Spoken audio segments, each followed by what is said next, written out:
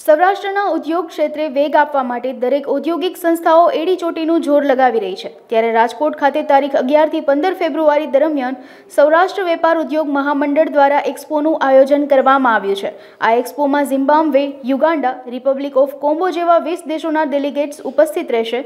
2024 એડમિશનમાં 75 stall ઊભા કરવામાં આવ્યા છે અને ઉદ્યોગકારોને વિદેશી લોકો સાથે મુક્ત મને વ્યાપાર કરવા માટેની પણ એક ઉત્તમ તક મળશે, જે અંગે સંસ્થાના ચેરમેન પરાગભાઈ તેજુરા ભારે જહેમત ઉઠાવી રહ્યા છે। સૌરાષ્ટ્ર, કચ્છ અને રાજકોટના ઉદ્યોગોને વેગ આપવા માટે અનેક ઔદ્યોગિક સંસ્થાઓ જે છે તે પોતાનું એડી ચોટીનું જોર લગાવતી હોય છે અને વિવિધ કાર્યક્રમો પ્રસ્તુત કરતી હોય છે। ત્યારે સૌરાષ્ટ્ર વેપાર ઉદ્યોગ મહામંડળ SVUM દ્વારા દર વર્ષે એક્સપોનું ખાસ આયોજન કરવામાં આવતું હોય છે। NSIC ગ્રાઉન્ડ ખાતે આગામી 11 તારીખથી આ જે એક્સપો છે તે યોજાવાનો છે, તેની હાલ અત્યારના તૈયારીઓને આખરી ઓપ આપવામાં આવી રહ્યો છે। સૌથી મોટી વાત એ છે કે આ જે એક્સપો થશે તેમાં રાજકોટ સહિત જે સૌરાષ્ટ્રના જે નાના ઉદ્યોગકારો છે તેને ખૂબ વધુ ફાયદો પહોંચશે। બીજી તરફ સૌથી મોટી વાત એ છે કે આ એક્સપોમાં 7 થી 8 વિદેશી દેશોના જે ડેલિગેટ્સ જે છે તે પણ ઉપસ્થિત થવાના છે અને આ વખતે સવિશેષ ઝિમ્બાબ્વે, રિપબ્લિકન કોંગો, ઝામ્બિયા સહિતના જે આફ્રિકન દેશો છે તેઓ રાજકોટ ખાતે આવશે અને રાજકોટના જે ઉદ્યોગો છે તે કઈ રીતે તેમના માટે ઉપયોગી સાબિત થાય તે દિશામાં તેઓ સ્થાનિક જે ઉદ્યોગકારો છે તેની સાથે 1-to-1 બેઠક પણ યોજશે। હાલ સમગ્ર વિશ્વમાં ભારતની જો વાત કરીને એમાં પણ જ્યારે સૌરાષ્ટ્રની વાત કરીએ તો એક જે વિશ્વાસનું જે વાતાવરણ છે તે સૌરાષ્ટ્રના ઉદ્યોગકારોએ કેળવ્યું છે અને બીજી તરફ વડાપ્રધાન નરેન્દ્ર મોદી દ્વારા જે $5 ટ્રિલિયન ઇકોનોમી સુધી જે પહોંચવાનો જે લક્ષ્યાંક નિર્ધારિત કર્યો છે તેને ચરિતાર્થ કરવા માટે ઉદ્યોગ સૌથી મોટું પીઠબળ પૂરું પાડી શકે તેમ છે। એટલું જ નહીં, બીજી તરફ હાલ નિકાસમાં પણ જે ઉદ્યોગકારો છે સૌરાષ્ટ્રના એને ખૂબ મોટો ફાયદો પહોંચે। ત્યારે સૌરાષ્ટ્ર વેપાર ઉદ્યોગ મહામંડળ તરફથી પરાગભાઈ તેજુરા દ્વારા જે જહેમત ઉઠાવવામાં આવી રહી છે તે અત્યંત સરાહનીય છે અને આ જે એક્સપો જે છે એમાં 75 જેટલા સ્ટોલ પણ રાખવામાં આવ્યા છે, જે સ્ટોલ ધારકોને ઘણો ખરો ફાયદો પોતાના નિકાસ માટે અને વિદેશ વ્યવહાર કરવામાં મળશે। દર વર્ષની જેમ આ વખતે પણ તૈયારીઓ શરૂ થઈ ગઈ છે। અત્યારે ગ્રાઉન્ડ વર્ક ચાલે છે અને વિદેશી ડેલિગેટ્સ જે આવવાના છે એ બધાના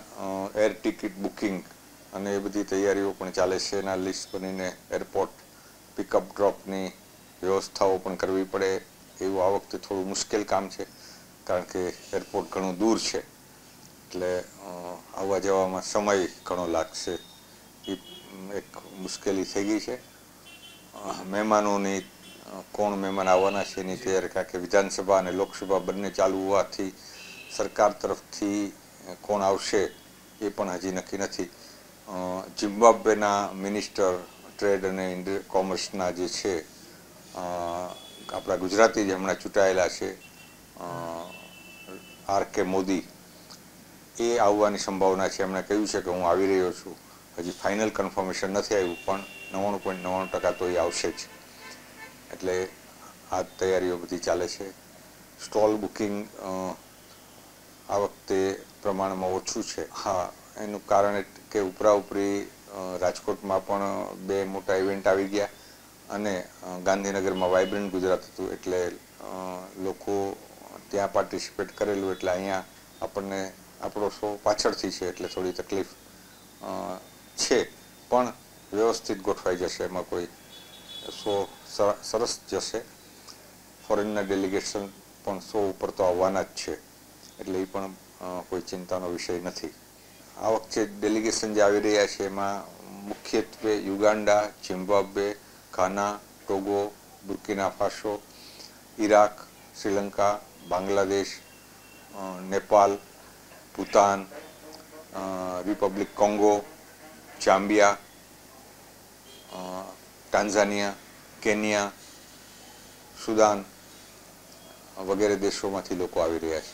મેઇન વસ્તુ એ છે કે જે નાના ઉદ્યોગો છે, જે લોકો 5-10 લાખ રૂપિયા ખર્ચીને વિદેશ પ્રવાસે પોતાના પ્રોડક્ટનું માર્કેટિંગ કરવા જઈ શકતા નથી, એમના માટે આ એક મોટી તક પૂરી પાડે છે, કારણ કે અહીંયા સ્ટોલની કિંમત સરકારની સબસિડીને કારણે એકદમ નજીવી કિંમત થઈ જાય છે.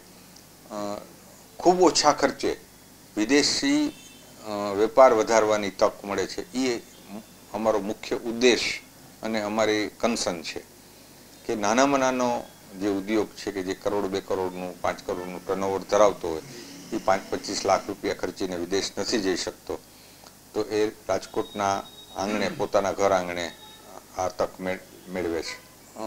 છેલ્લા વર્ષોથી જે રીતે રાજકોટનું એક્સપોર્ટ વધે છે એમાં ઉદ્યોગોએ તો મહેનત કરી જ છે, પણ અમારી મહેનત પણ એમાં ઉપયોગી થઈ છે એવું અમે સ્પષ્ટ માનીએ છીએ. કારણ કે રાજકોટમાં ફોરેન ડેલિગેશનને લાવવાનો જે મુખ્ય કાર્ય છે એ અમારી સંસ્થાએ શરૂ કર્યું અને એને કારણે પછી ધીમે ધીમે કરતા લોકો આવતા થયા. આજે હું એમ ખાતરીપૂર્વક કહી શકું કે 10 વર્ષ પહેલાં મહિને 5-15 વિદેશી ગ્રાહકો રાજકોટના એરપોર્ટ ઉપર આવતા, એ સંખ્યા આજે રોજની 5-15 થઈ ગઈ છે. એ અમારી સિદ્ધિ છે. વ્યવસ્થા તો દર વર્ષની માફક જ રહેશે. 3 દિવસનું આયોજન છે, પછી 2 દિવસ ફેક્ટરી વિઝિટના થશે. કોઈ પણ બિઝનેસમેન પોતાનું બિઝનેસ કાર્ડ બતાવીને એન્ટ્રી લઈ શકશે. કોઈ એન્ટ્રી ફી રાખેલ નથી. સવારે 10 થી 6નો સમય છે.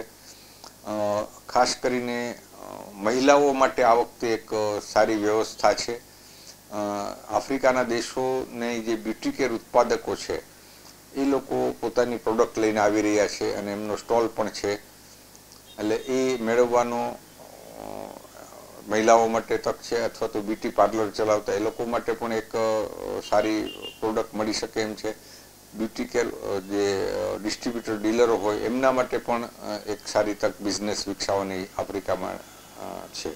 હજી અમારી પાસે 10 થી 15 સ્ટોલ અવેલેબલ છે અને જે અમે બુક કરી શકીએ એમ છીએ. તો જે કોઈ ઉદ્યોગકારોને આનો લાભ લેવો હોય તો અમને જો તાત્કાલિક સંપર્ક કરે તો સ્ટોલ મળી શકશે અને આ ભગીરથ કાર્યમાં સહયોગ આપવાનો પણ એમને સંતોષ મળશે.